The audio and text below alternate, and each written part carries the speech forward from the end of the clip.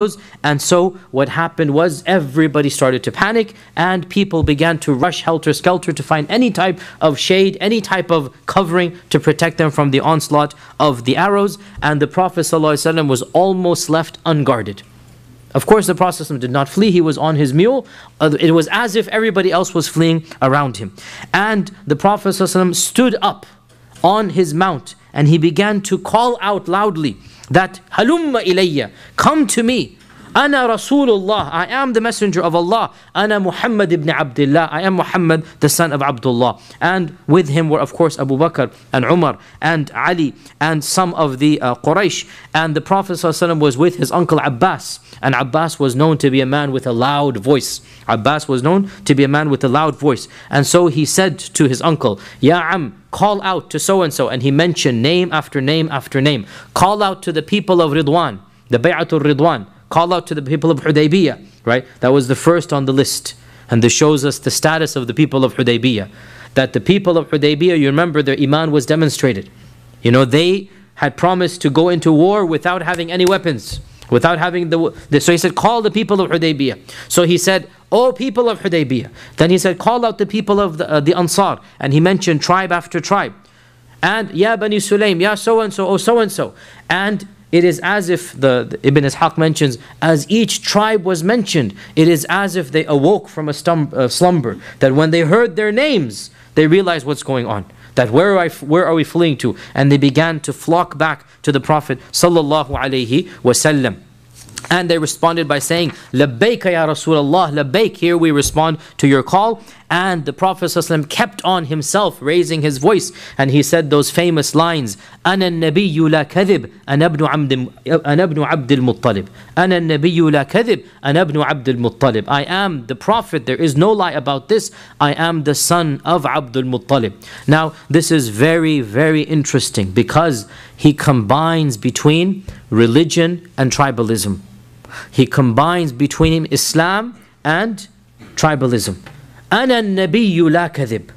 I am the Nabi. There is no kadhib. There is no lie about this.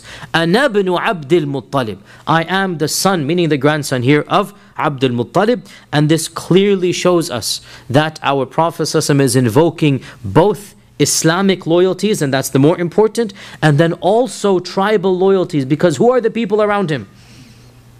The Quraysh, brand new Muslims.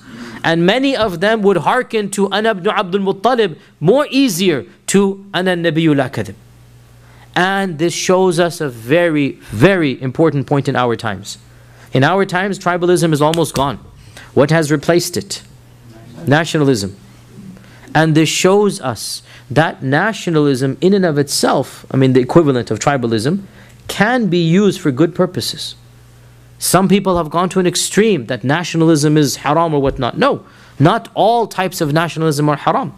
Rather, if used properly, any type of sentiment can be used for good and for bad. And this is demonstrated here, that he's invoking, who am I? My grandfather was Abdul Muttalib. Now we all know in Islam, it doesn't matter who your father or grandfather is. We all know on the day of judgment it's not going to help you. But in this world it might. And there's nothing wrong with invoking that for a legitimate cause. For a legitimate cause. And this also shows us that having a generic pride in your heritage or ancestry, there's nothing haram in that. As long as that pride is within the pride of Islam. It should never be more than the pride of Islam. After all, who is Abdul Muttalib? The greatest Arab who ever lived in Jahiliyyah. Correct? The most prestigious, the most beloved. Every single Arab knows Abdul Muttalib. From every tribe. We mentioned why. This goes back to 3-4 years ago. All of the list of what happened with Abdul Muttalib. The discovery of Zamzam and Abraha and the miracle and the fact that he did this and that. So much. The entire Arab Peninsula loves Abdul Muttalib. And who is Muhammad sallallahu alaihi wasallam? The son of the most beloved son. The only son of the most beloved son of Abdul Muttalib. And he was the most beloved grandson to Abdul Muttalib.